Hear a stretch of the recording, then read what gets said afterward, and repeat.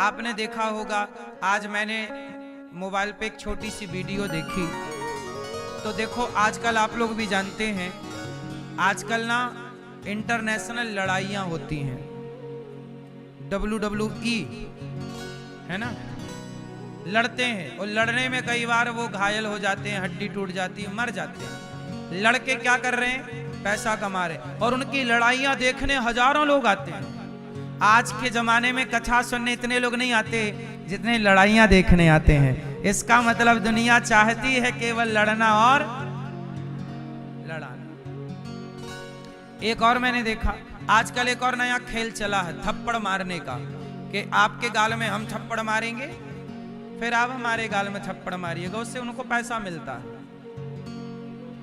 तो एक लड़की को थप्पड़ मारा, दूसरी लड़की ने दिया धन्न से उसके गाल में चटाक, बेचारी के आंखों से तुरंत आंसू आ गए, फिर उसने भी उसको मारा। अब बताओ, इस तरह से ना लोग पैसे कमा रहे हैं और देखने वाले मजे ले रहे। वाह वाह वाह वाह, ये भी कोई खेल है साहब, ये भी कोई तरीका है? किसी को रुला के, अब देखो आपने किसी को मारा, तुरंत उसके आंसू आ, गाल में जोर का जितनी ताकत उससे मारो, कई बार तो हड्डी टूट जाती है, बस जबड़ा टूट जाता है। ऐसा हो रहा है संसार में कि नहीं जो हम कह रहे हैं, है ना? क्यों? क्या जरूरत है? पैसा ही कमाना है साहब, किसी के आंसू क्यों बहाएं? हम आपके आंसू क्यों, हम तो आपको मारें क्यों? हम आपको मार के पैसा क्यों कमाएं? हम आपको हंसा कर भी तो पैसा कमा सकते हैं, हम और भी तरीकों से पैसा कमाएं। इसलिए मुझे लगता है कि किसी को नीचा दिखाकर, किसी को मार कर, किसी को अपमानित कर कर पैसा नहीं कमाना चाहिए। सही है कि गलत है? धर्म से चलना चाहिए, धर्म का रास्ता कभी नहीं छोड़ना चाहिए, हमारा धर्म ही यही है। अच्छा ये बताओ, भगवान साकार होते हैं कि निराकार? भैया, भगवान साकार हैं कि निराकार? कुर्सी पर बैठे चश्मा वाले दादाजी बताएंगे, भगवान साकार हैं कि निराकार? निराकार। ये वाले दादाजी बताएंगे, इस तरफ वाले टोपा लगाने वाले,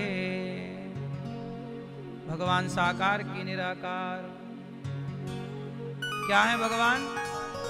साकार निराकार।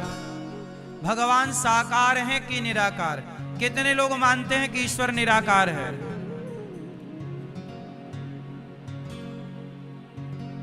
और कितने लोग मानते हैं कि ईश्वर साकार है? कुछ लोग किसी में हाथ नहीं उठा रहे हैं, तो और तीसरा क्या ऑप्शन दूं?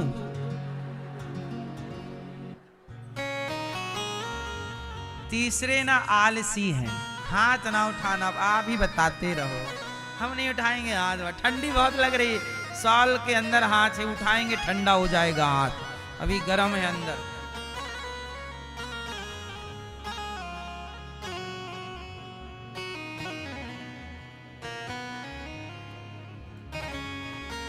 सुनो, भगवान निराकार हैं हाँ कि साकार हैं?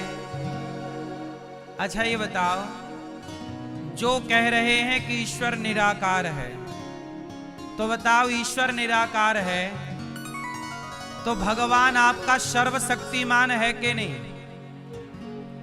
तो जो सर्वशक्तिमान होगा तो सर्वशक्तिमान होगा ही तब जब वो अपने आप को चाहे तो निराकार कर ले और चाहे तो साकार कर ले, तब ना सर्वशक्तिमान माना जाएगा। यदि तुम्हारा भगवान निराकार ही रहा और साकार नहीं बना तो काय का सर्वशक्तिमान? उसमें तो साकार होने की शक्ति है ही नहीं। यदि आप कहते हो कि भगवान निराकार है तो आपका वाला भगवान मतलब कम ताकत वाला है क्या?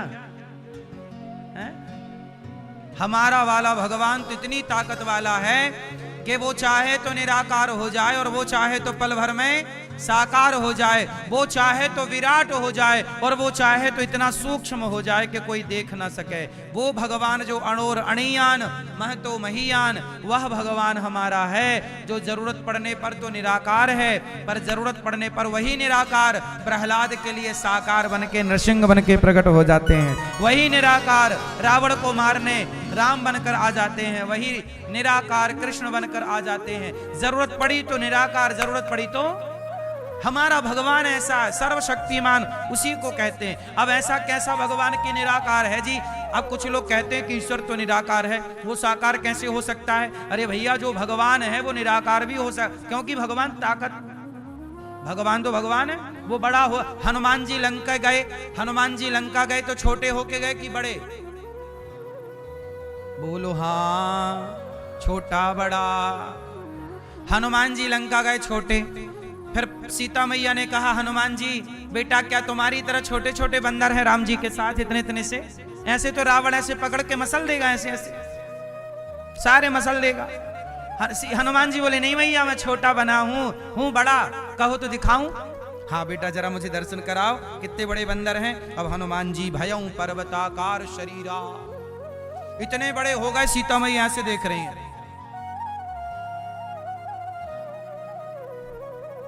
तो हनुमान जी जरा सोचो कि हनुमान जी राम के कौन हैं? दास। और हनुमान जी इतने पावरफुल हैं कि वो चाहे तो छोटे हो जाएं और वो चाहे तो जब भगवान का दास छोटा बड़ा हो सकता है, तो क्या भगवान निराकार से साकार नहीं हो सकते? क्या साकार से निराकार नहीं हो सकते? भगवान है, उनकी अपनी पावर है। चाहे तो वो भगवान, हमारे भगवान का एक नाम है अंतर्यामी। बोलो हाँ, क्या नाम है? अंतर्यामी मतलब क्या होता? चलो बताओ। हाँ मैया, तुम तो गीत सुनाने लग गई। तू अंतर्यामी सबका स्वामी।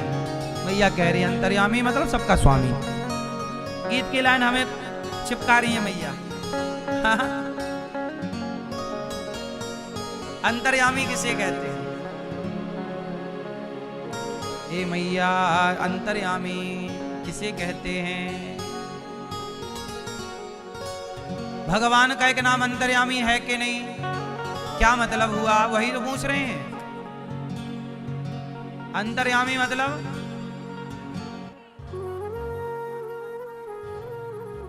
है?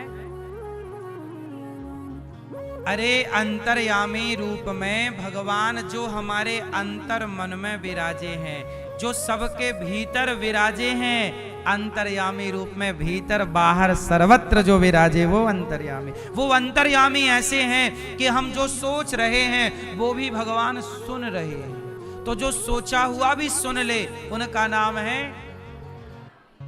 सोचा हुआ भी सुन लें, सोचा हुआ भी देख लें, वो अंतर्यामी। जरा बताओ, आप कुछ सोच रहे हैं, हमसे छिपा रहे हैं, क्या भगवान से छिपा पाओगे? आप गलत सोच रहे हैं, गलत कर रहे हैं, चलो हमसे छिपा लो, ईश्वर से छिपा पाओगे? पाप हमसे छिपा लो, हम आपसे छिपा लें, क्या हम सब ईश्वर से छिपा पाएंगे? वो अंतर्यामी है। अंतर्यामी मतलब वो सबके भीतर बैठा है, वो सबके भीतर यही लिख रहा है दिन रात। क्या सोच रहे हो? ये आज इस तारीख को इतने बज के इतने मिनट में आपने ये सोचा, ये कहा, ये किया, सब लिख रहा। यही चेक हो जाएगी डायरी तुम्हारी आखिरी में। जाओ देखो भाई, इस तारीख को आपने ये किया था, सास को मारा था, सास को चुड़ैल बोला था, ननंद को नागिन बोला था आपने, सब लिखा है।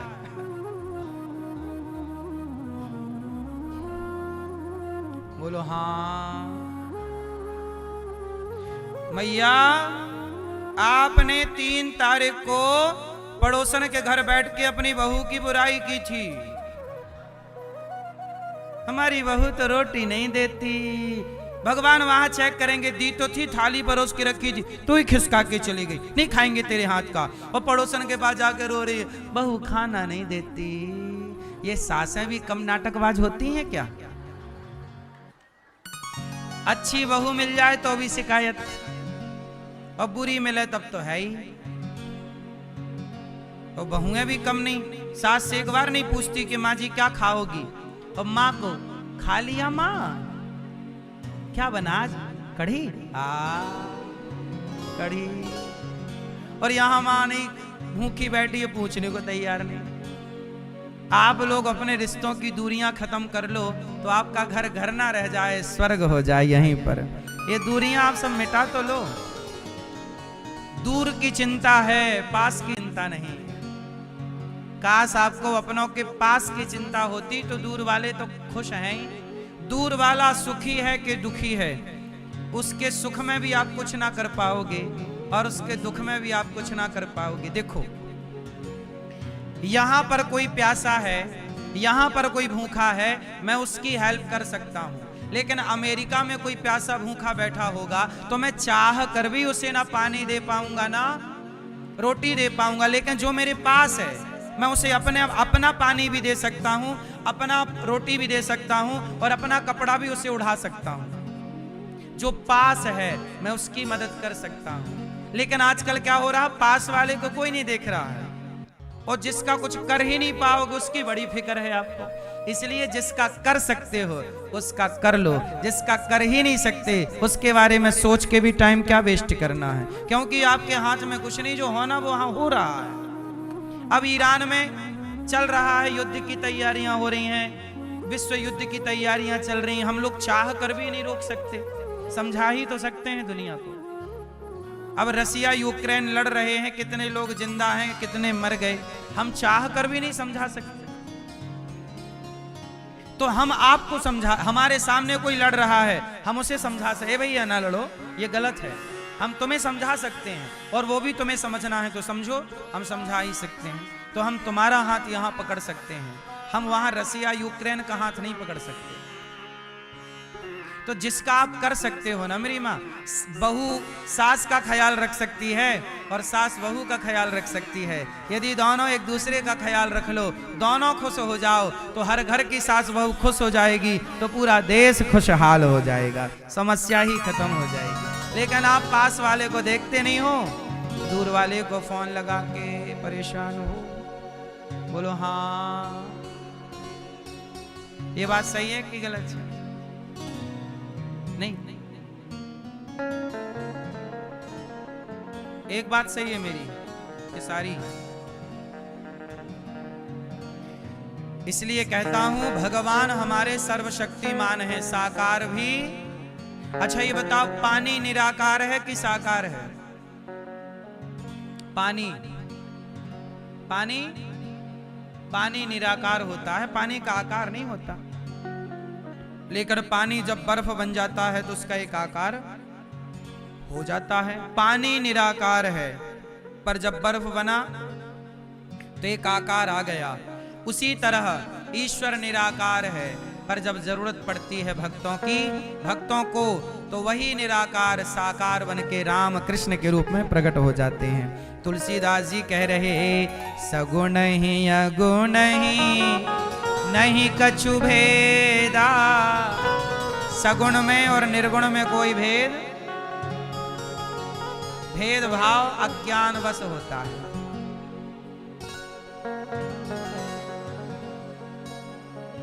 तो भगवान के 24 अवतारों का वर्णन वेद व्यास जी ने भागवत जी की रचना की महाभारत के युद्ध से। अच्छा, महाभारत आप लोग देखे हैं? मैया आपने महाभारत देखी है? हाँ मैया, आप महाभारत देखी हो? अच्छा, जब हो रहा था तो वहीं पड़ोस में आपका घर था, क्यों? जब महाभारत वहां चल रहा था तो वहीं बगल में आपका ही तो घर था, तो आप खिड़की से देख रही थी पूरा? नहीं, टीवी पे ना। हाँ, हमें लगा साक्षात।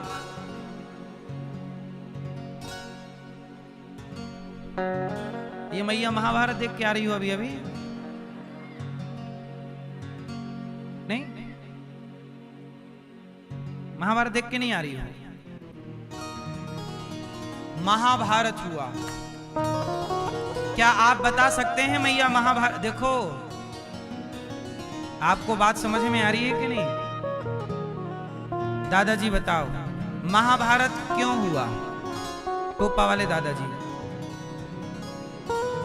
महाभारत किसकी गलती से हुआ?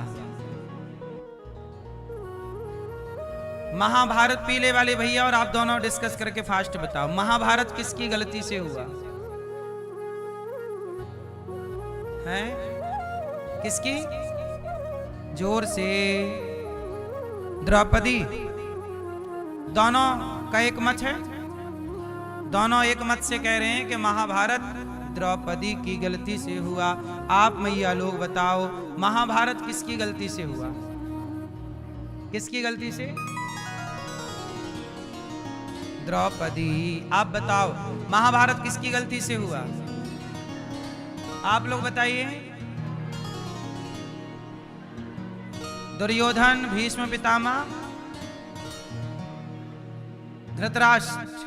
पीछे वाली मैया, महाभारत किसकी गलती से हुआ? वो टोपी वाले भैया खड़े हैं ना, वो ये बताएंगे महाभारत किसकी गलती से हुआ। आप बताओ टोपी वाले भैया, किसकी गलती से हुआ? बताओ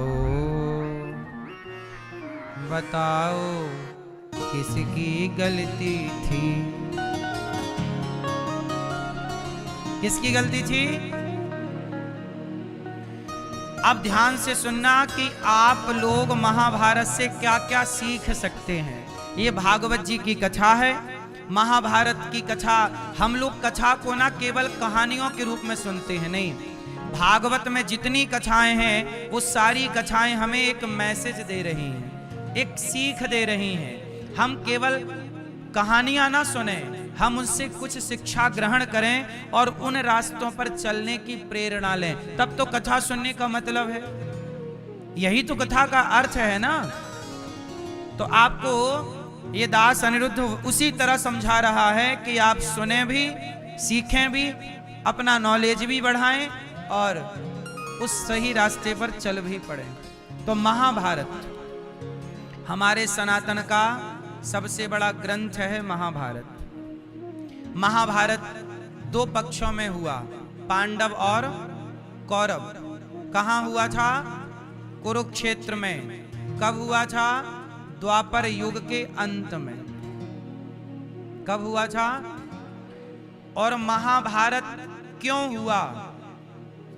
क्यों हुआ? पहले ये जाने क्यों हुआ, फिर ये जानेंगे किसकी गलती से हुआ। जैसे अभी आप लोगों ने बताया किसकी गलती से हुआ।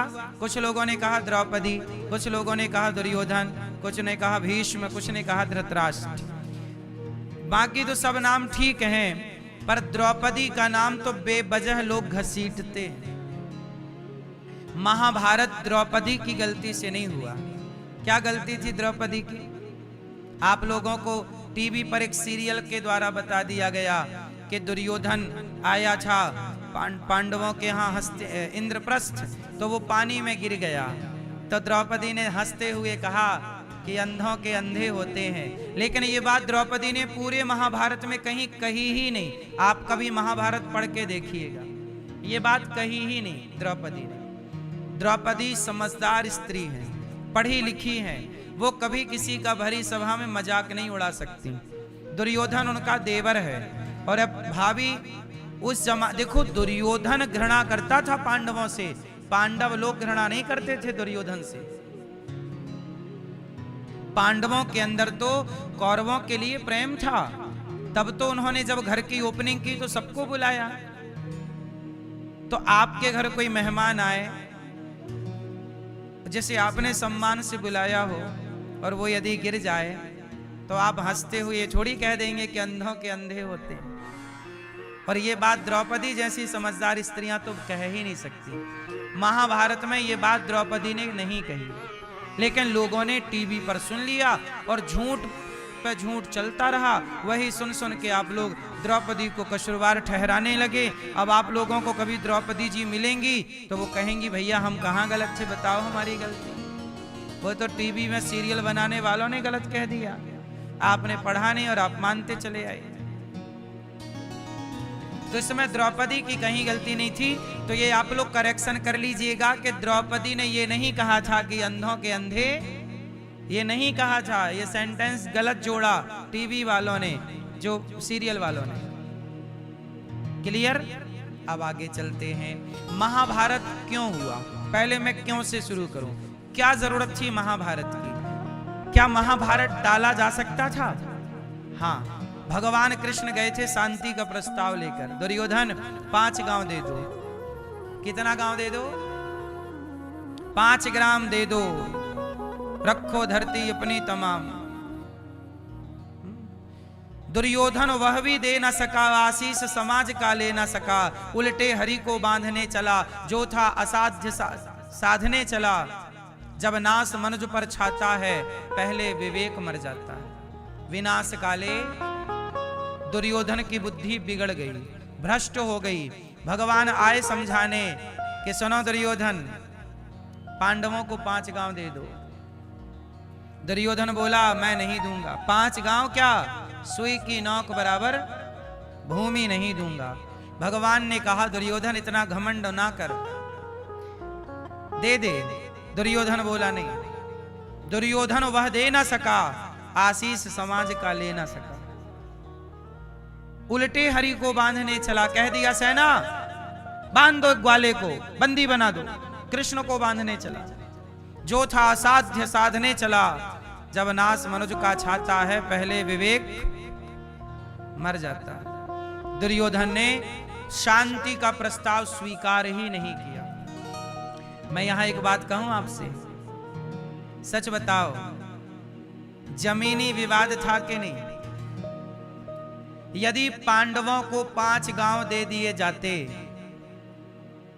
दुर्योधन के द्वारा, धृतराष्ट्र के द्वारा, तो क्या ये महाभारत होता?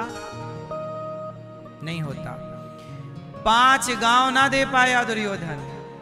और मुझे एक बात बताओ कि जिस हस्तिनापुर के लिए महाभारत हुआ, वो हस्तिनापुर आज भी जहां की तहां है। हस्तिनापुर मतलब क्या बन गया? आज का मेरठ। आज आप लोग जिसे मेरठ कहते हैं, उस जमाने का हस्तिनापुर वही तो था। आज जिसे आप दिल्ली कहते हैं, उस जमाने का इंद्रप्रस्थ वही तो था। जरा सोचिए मेरी मां, जिस भूमि के टुकड़े के लिए, जिस जमीन के लिए महाभारत हुआ, वो जमीन आज भी पड़ी है वहां। ना जीतने वाले रहे, ना हारने वाले रहे। क्यों कहते हो कि ये मेरा है? कहां गए वो मेरा कहने वाला? कहां गया वो दुर्योधन जो कह रहा था सुई की नोक बराबर नहीं दूंगा? अरे सुई की नोक बराबर नहीं दूंगा तो लेके चला जाता। जब मरा था तो ले जाता अपना जमीन जायदाद, लेके नहीं गया, यहीं छोड़ के गया। जो जमीनें पड़ी के पड़ी रह गई, उनमें लड़ लड़ के मर गए। ये महाभारत ये समझा रहा है कि वो लड़ गए, तुम ना लड़ना। वो लड़ गए, तुम ना लड़ना। जिस हस्तिनापुर की जमीन के लिए विवाद हुआ, महाभारत हुआ, करोड़ों लोग मारे गए, वो आज भी जमीनें जहां की तहां पड़ी है। आजकल देखो वहां पर लोग घर बना के, बिंदास रामलाल श्यामलाल घर बना के रह रहे हैं। बोलो हाँ। जिस जमीन को दुर्योधन कह रहा था सुई की नोक बराबर नहीं दूंगा, उसी जमीन को आज रामलाल कह रहा है कि ये मेरी है।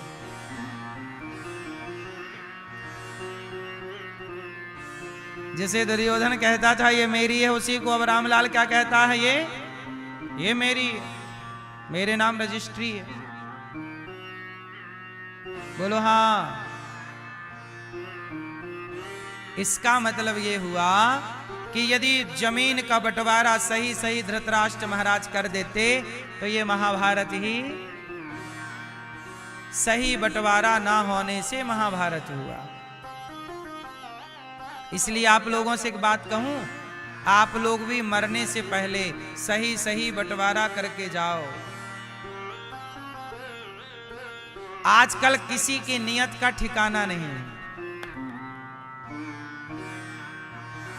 कब भाई की नियत बिगड़ जाए, कब छोटे भाई की, कब बड़े भाई की नियत बिगड़ जाए, कब किसकी नियत बिगड़ जाए, कोई भरोसा नहीं। आजकल आप खून के रिश्तों पे भी भरोसा नहीं कर सकते। खून के रिश्तों में ही आज सबसे ज्यादा कचहरी में कोर्ट केस, भाई भाइयों के ज्यादा केस चल रहे हैं। हाँ या ना? क्या भरोसा, किसका भरोसा? आज एक मैया मेरे पास आई। मैया ने कहा कि मेरे पति, सुनो बिल्कुल सही बात है और आप लोग इन बातों से सीख लो।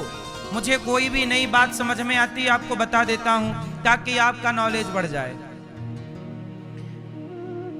एक मैया मेरे पास आई, कहा महाराज जी मेरे पति की मृत्यु हो गई है, मेरे 2 बेटे हैं। हुआ क्या कि मेरे पति ने मरने से पहले अपने दोनों बेटों का बंटवारा कर दिया। मरने से पहले बाप ने बेटों का, बड़े बेटे को घर बना के दे दिया, बड़े बेटे को काम आम दे दिया, फैक्ट्री खुलवा दी, और छोटे बेटे को भी घर दे दिया। लेकिन हुआ क्या कि बड़े बेटे को तो घर दे दिया, छोटे बेटे को हम जिस पर रहते हैं वो घर वसीयतनामा मेरे पति ने ये लिख दिया कि जब तक मैं जिंदा हूं तो ये घर मेरा, मेरे मरने के बाद ये घर मेरी पत्नी का, और पत्नी के मर जाने के बाद ये घर छोटे बेटे का। क्योंकि बड़े बेटे को दे चुके, अब छोटे बेटे को देना है तो छोटे बेटे के नाम लिख दिया। लेकिन लिखा ही कागज में, साइन किया, और वो उनको कैंसर था, वो मर गए। उसको रजिस्टर्ड नहीं करवा पाए, उस कागज को क्या नहीं करवा पाए, रजिस्टर्ड नहीं करवा पाए। तो अब बड़े बेटे ने क्या बोला कि ये घर बाप के नाम था तो ये मुझे भी चाहिए। अब बड़ा बेटा बदल गया, बाप मर गया और रजिस्टर्ड कागज हुआ नहीं। और सरकार कहती है, कानून कहता है कि बाप की संपत्ति पर दोनों बच्चों का हक होगा। तो बाप तो मरने से पहले बांट गया, लेकिन अब बड़ा भाई बेईमान हो गया छोटे भाई के साथ कि नहीं, अब ये जो घर है 200 गज का, इसमें मुझे भी हिस्सा चाहिए। जबकि 200 गज का बाप बड़े को बनवा दिया कि ये तेरा, ये वाला। लेकिन वो केवल सोचिए, आज के जमाने में भाई भी भाई से मौका मिलते ही खंजर चालू हो जाता है साहब। मौका मिलते ही भाई हो चाहे जमाना हो। आजकल पैसा इतना अधिक, लालच इतना छा गया है कि आदमी भाई को भी खंजर मारने में पीछे नहीं हटता। वो ये नहीं देख रहा कि बाप बांट गया है और बाप की इच्छा है, लिख के गया है, साइन है, अंगूठा है, रजिस्टर्ड नहीं है, बस कागज। इसलिए आपसे कहता हूं, मरने के पहले बच्चों का ठीक ठीक बंटवारा कर दो, तुम्हारे मरने के बाद तुम्हारे घर महाभारत ना हो। क्योंकि तुम नहीं बांटोगे ठीक से, और वो आदमी भी मरने के दिन के लिए बैठा रहा लिखने के लिए। अब तुम तो मर गए, अब तुम्हारे बच्चे लड़ रहे हैं। अब कोर्ट में केस लड़ते रहो, जितने का प्लॉट है उससे ज्यादा तो कोर्ट कचहरी में पैसा बर्बाद होना है। बोलो हाँ। इसलिए मरने से पहले ठीक ठीक बंटवारा कर देना चाहिए। बंटवारा प्रकृति का नियम है, नहीं बांटोगे तुम्हारे बच्चे लड़के मर जाएंगे। कितना समझाओ, बंटवारा तो राम और शत्रुघ्न के बीच में भी हुआ है, ये इतिहास साक्षी है कि नहीं। बंटवारा राम लक्ष्मण के बीच में भी हुआ है। लक्ष्मण जी ने नहीं छोड़ा राम का साथ, वो अलग विषय है, पर बांटा गया है उनका भी हिस्सा। लखनऊ लक्ष्मण जी को मिली, मथुरा शत्रुघ्न जी को मिली। अयोध्या के राजा राम है, शत्रुघ्न जी कहां के राजा थे? मथुरा के। ये मथुरा में लवणासुर को मार के यहां राजा बने। एक राक्षस था, लवणासुर नाम था शायद, हैं? उसको शत्रुघ्न जी मारने यहां आए थे मथुरा। बात समझ में आई? तो बंटवारा तो होगा, लव कुश का भी बंटवारा हुआ, नहीं हुआ? पढ़ो रघुवंशम, सब मिलेगा आपको। किसको कहां का राजा बनाया गया, सब कुछ रघुवंशम में है। महाकवि कालिदास जी ने रघुवंशम महाकाव्य लिखा है राम जी पर।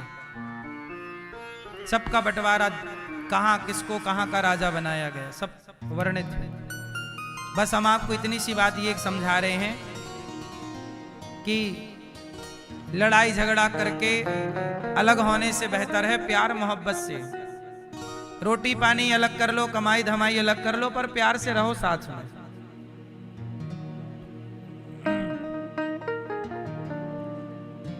बहुत आज भी ऐसे परिवार हैं जहां पे 4 भाई आज भी साथ में रहते हैं, चारों भाइयों के बच्चे साथ में। आज भी ऐसे लोग भी हैं धरती पे, ऐसे लोग भी हैं जो आज भी रह रहे हैं, लेकिन ऐसे लोग लाखों में कोई एक है।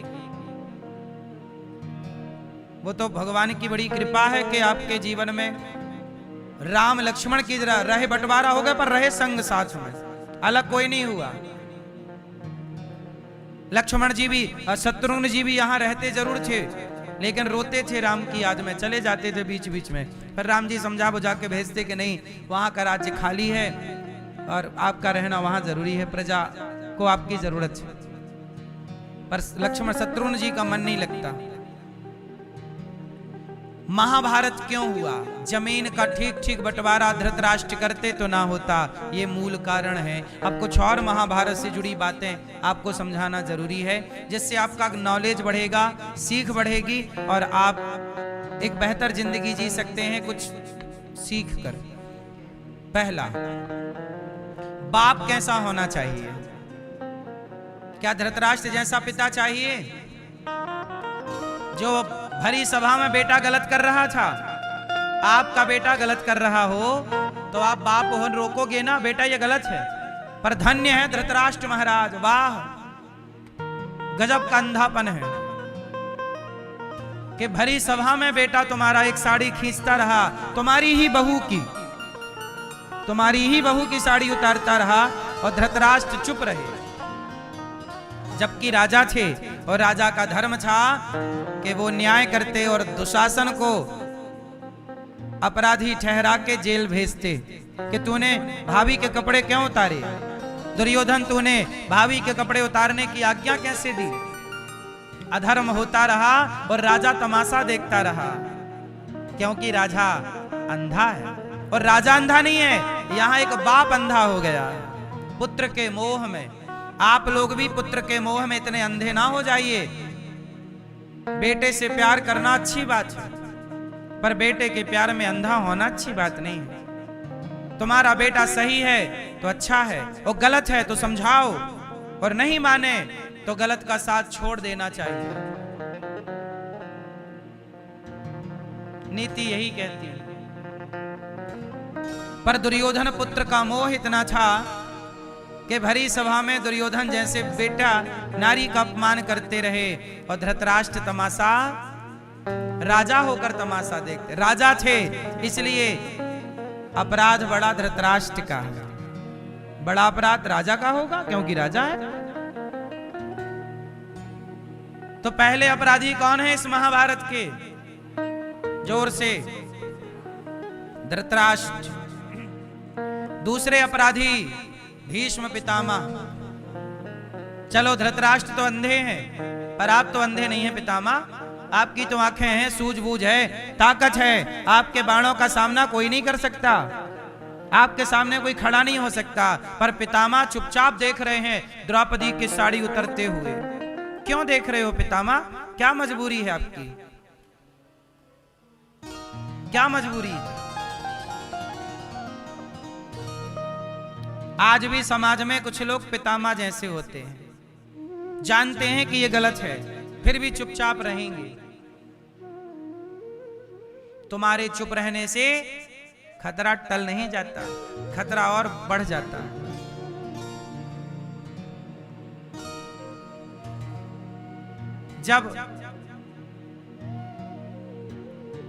जब हमारे देश में आक्रांता आने लग गए, सिकंदर आ गया, तब चाणक्य ने धनानंद को जगाया, ए धनानंद,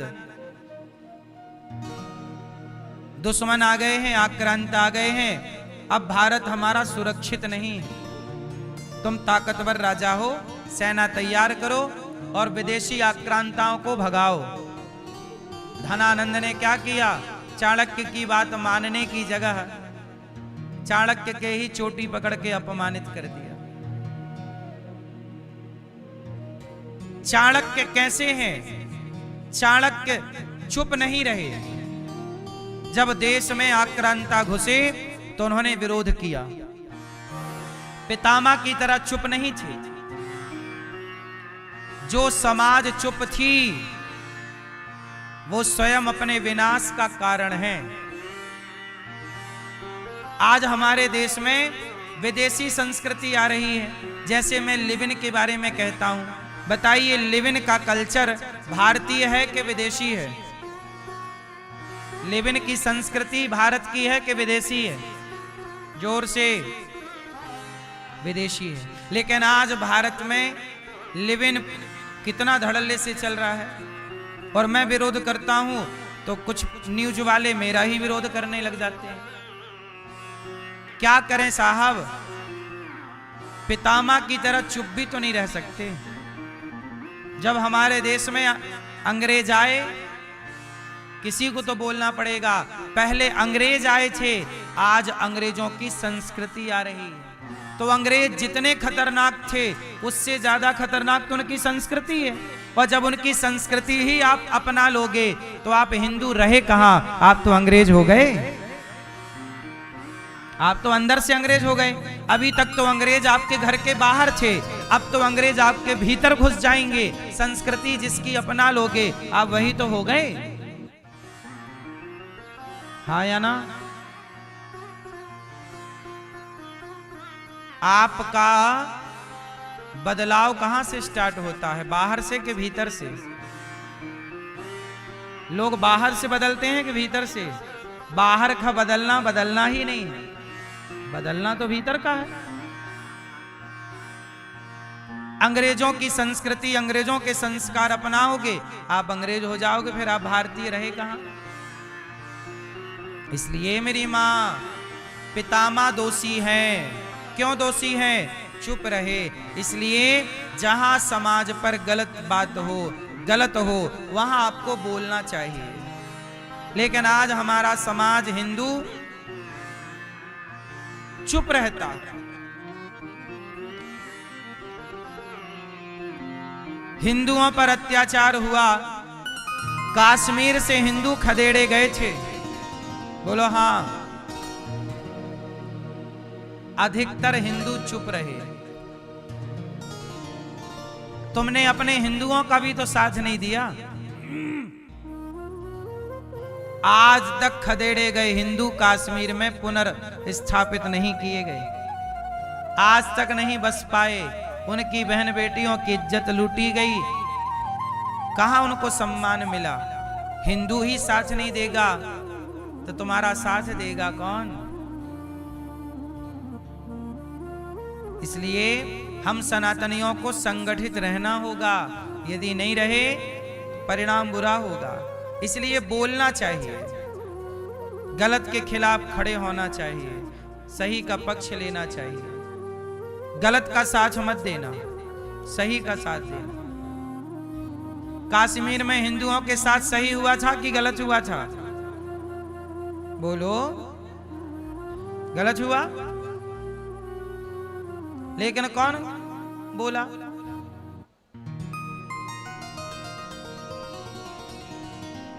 जो जरा जरा सी बात में बॉलीवुड के लोग बोलते हैं, इतना बड़ा हिंदुओं के साथ अत्याचार हुआ, कौन बोला? कौन आवाज उठाया कि भाई बसाओ? नहीं, सब गुटखा बेचने में लगे हैं, दाने दाने में केसर का दम। सब अपना अपना देख रहे हैं, अपना अपना ढोली, अपना अपना ताल, अपना अपना।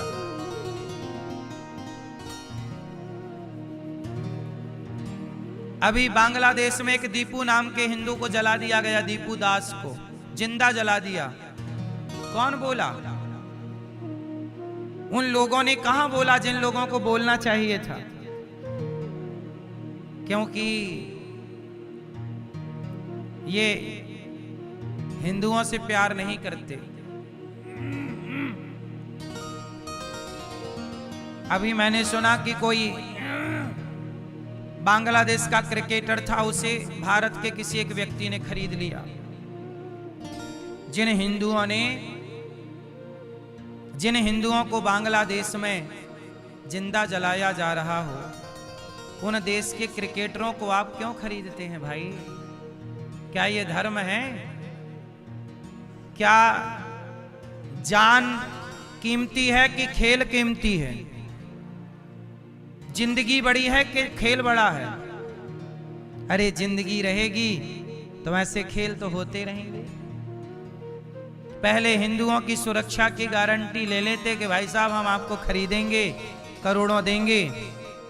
अब देखो हिंदुओं के बीच में पिक्चरें बना के और हिंदुओं के द्वारा कमाया गया पैसा कहां भेज रहे हैं? उन बांग्लादेशियों को दे रहे हैं जो हिंदुओं को जिंदा जला रहे हैं। तो इनका दिल तो उनके लिए धड़क रहा है, और आपको केवल उनको दे रहे हैं पैसा, और आपको दे रहे हैं गुटखा, दाने दाने में केसर कदम, खाओ और मरो। आप लोगों को यह षड्यंत्र समझ में नहीं आता इन लोगों का? क्यों भैया, नहीं आता ना? नहीं आता तो मेरी मां समझा रहा हूं, समझ लो। महाभारत किसकी गलती से हुआ? पितामह भीष्म भी हिस्सेदार हैं। तीसरा, महाभारत में गलती धृतराष्ट्र, पितामह भीष्म, और किसकी गलती है? कर्ण। कर्ण किसकी भूमिका में है? चलो बता, पूरे महाभारत में कर्ण किसकी भूमिका में है? उत्तर दो आप लोग। भैया कर्ण किसकी भूमिका में है? जोर से। मित्र। कर्ण किसकी भूमिका में है? मित्र। कर्ण किसका मित्र है? कर्ण दुर्योधन के मित्र हैं। और मित्र का धर्म क्या होता है कि मेरा मित्र यदि गलत कर रहा है तो मैं उसे गलत करने से रोकूं। मित्र का धर्म ये नहीं होता कि तू गलत कर रहा है तो मैं भी तेरा साथ दूं, तू शराब पी रहा है तो मैं भी पीने लग जाऊं, तो किसी महिला के कपड़े उतार रहा है तो मैं भी खिंचवाने लग जाऊं। ये मित्रता नहीं है। मित्रता ये है कि दुर्योधन कर्ण चाहते तो दुर्योधन को समझाते कि भैया मित्र, ये तुमने भाभी के साथ जो किया ना ये गलत है। तुमने जुआ खेला, पांडवों को हराया, पांडवों के कपड़े उतरवा लिए। पता है आपको? पांडवों के कपड़े उतरवा लिए थे सभा में। चलो यहां तक सब सही है, पर तुम अब महिला के कपड़े उतार रहे हो भरी सभा में। बताओ, क्या कर्ण को इस बात का विरोध नहीं करना चाहिए था? कर्ण को विरोध तो करना चाहिए था, लेकिन कर्ण ने दुर्योधन का विरोध करने की जगह क्या कहा? द्रौपदी तेरे तो 5 पति हैं, जैसे 5 वैसे ही 6 मुझे भी बना ले, छठवा हो जाऊंगा मैं। मित्र क्या होता है? कर्ण ने मित्र का धर्म नहीं निभाया। आप लोग क्या कहते हैं कि नहीं, कर्ण ने तो मित्र का धर्म निभाया, दुर्योधन के लिए मर गया। अरे मर जाना धर्म नहीं है साहब। धर्म तो ये है कि मेरा मित्र गलत कर रहा है, मैं उसे रोकूं, ये धर्म है। और मेरा मित्र यदि धर्म के लिए चल रहा है तो मैं धर्म के लिए उसके साथ मर जाऊं, ये धर्म है। ये नहीं कि अधर्म के लिए मर जाऊं। मित्र को रोकिए कि भाई तू शराब पी रहा गलत है, तू कपड़े उतार रहा किसी महिला के गलत है, तू जुआ खेल रहा धर्म से गलत है मित्र, ये गलत है। कहां रोका? इसलिए मित्र कैसा होना चाहिए? कर्ण जैसा कदापि नहीं होना चाहिए। कर्ण वो मित्र हैं जो गलत में साथ दे रहे हैं। अब आप बताओ कि आपका बेटा शराब पीने लग जाए और उसका मित्र उसे समझाने की जगह और शराब पिलाए, तो आप क्या समझाओगे? बेटा उसको क्या समझाओगे? क्या भाई तूने मेरे बेटे के साथ जो किया, क्या वो दोस्त का मित्र का धर्म था? आप ही कहोगे ना, भाई तूने मेरे बेटे के साथ गलत किया। पी रहा था तो उसे रोकता कि भाई इतनी क्या पीना शराब, क्यों बिगड़ना, ये पैसा तू किसी की सेवा में लगा, किसी भूखे को रोटी दे, शराब पी के क्यों जिंदगी तबाह करता। आजकल यही तो है बाजार में, लोग क्या कहते हैं, मैं पीता नहीं हूं, दोस्त यार पिला देते हैं। ये दोस्त यार कर्ण जैसे दोस्त यार हैं, ऐसे यारों से बचना चाहिए। ये दोस्त नहीं है, ये शत्रु है, जो आपको शराब पिला रहे हैं, गांजा पिला रहे हैं, चरस दे रहे हैं, अफीम दे रहे हैं, गलत ले जा रहे हैं। ये आपके दोस्त नहीं है, ये आपके कौन है? ये दुश्मन हैं। इन आस्तीन के सांपों को पहचानिए, ये दोस्त नहीं है। कर्ण अपने मित्र की भूमिका सही ना निभा पाए, पितामह की भूमिका सही ना निभा पाए, धृतराष्ट्र राजा की भूमिका सही ना निभा पाए, और दुर्योधन देवर की भूमिका सही ना निभा पाया। हमारे सनातन में काश दुर्योधन थोड़ा लक्ष्मण जी के बारे में पढ़ लिया होता, दुर्योधन को थोड़ा। अच्छा एक बात बताएं, जब दुर्योधन था तब ऑलरेडी रामायण थी, पता है आपको? उस जमाने में भी रामायण थी, क्योंकि रामायण लिखी जा चुकी थी, क्योंकि वो त्रेता की घटना है और ये घटना द्वापर की है, तो पूरी रामायण थी। तो लक्ष्मण जी का चरित्र दुर्योधन को पता ही होगा, क्योंकि दुर्योधन भी पढ़ा लिखा तो था ही। दुर्योधन कोई मूर्ख नहीं था, बहुत पढ़ा लिखा था दुर्योधन। 10,000 हाथियों का बल था दुर्योधन के पास, बलवान था, सुंदर भी था, ताकतवर था। लक्ष्मण जी की शायद बात भूल गया कि लक्ष्मण जी ने अपनी भाभी माता सीता को मां की तरह प्यार किया और मां की तरह सम्मान दिया है। एक बार क्या हुआ कि सीता मैया के पांव की पायल और माथे की बिंदिया और हाथ की चूड़ियां राम जी ने रखी लक्ष्मण के सामने। लक्ष्मण पहचानो, इनमें से कौन सा आभूषण सीता जी का है? लक्ष्मण जी ने कहा, प्रभु ये जो पांव की पायल है ना, ये घुंघरू, ये सीता मैया के है, और ये माथे की बिंदिया मुझे नहीं पता किसकी है, ये हाथ की चूड़ी मुझे नहीं पता किसकी है, ये गले का हार मुझे नहीं पता किसका है। राम जी बोले, लक्ष्मण मैं जान रहा हूं ये सीता का है, पर तुम क्यों नहीं पहचान रहे हो? लक्ष्मण जी बोले, प्रभु मैंने आज तक सीता मां के केवल चरण देखे हैं। जब भी सीता मां के सामने जाता था तो नजरें झुका के चरणों में नजरें गड़ा देता था और केवल चरण देखता था। आज तक मैंने सीता मैया के मुखमंडल को नहीं देखा। ये भारत का चरित्र है कि पराई स्त्री को कभी नजर उठा के भी नहीं देखा। हमारे यहाँ के पुरुषों ने इतना आदर नारियों का किया गया है, और वो हमारी भाभी माँ है। तो एक देवर का धर्म क्या है? एक भाभी के लिए ये लक्ष्मण जी से बेहतर कोई सिखा नहीं सकता। ये दुर्योधन ने थोड़ा तो पढ़ लिया होता लक्ष्मण जी के बारे में, थोड़ा तो जानकारी हासिल कर ली होती। यदि इतना कर लिया होता तो ये द्रौपदी दुर्योधन के रिश्ते में क्या लग रही हैं? बोलो। क्योंकि धृतराष्ट्र जो हैं और पांडवों के पिता जो पांडु हैं, ये दोनों सगे भाई हैं। बोलो हाँ। तो चाचा ताऊ के ही तो हैं। तो पांडव बड़े हैं, धर्मराज युधिष्ठिर बड़े हैं, और धर्मराज युधिष्ठिर से छोटे भीम हैं, और भीम से छोटे दुर्योधन है। बोलो हाँ। तो दुर्योधन छोटा है, छोटा है मतलब देवर है। लेकिन दुर्योधन ने अपने देवर की मर्यादा का उल्लंघन किया, कपड़े उतरवाए भाभी के। तो भगवान कृष्ण ने सोचा कि धृतराष्ट्र के बेटे इतने दुष्ट हो गए हैं कि जब ये अपने सगी भाभी को नहीं छोड़ रहे हैं तो समाज की सामान्य स्त्रियों को क्या छोड़ेंगे, इसलिए इनको मार देना ही धर्म है। इसलिए पांडवों से कहा, दुर्योधन से कहा 5 गांव दे दो, नहीं दिया। अब महाभारत की तैयारी। जब आप नहीं समझते समझाने से तो फिर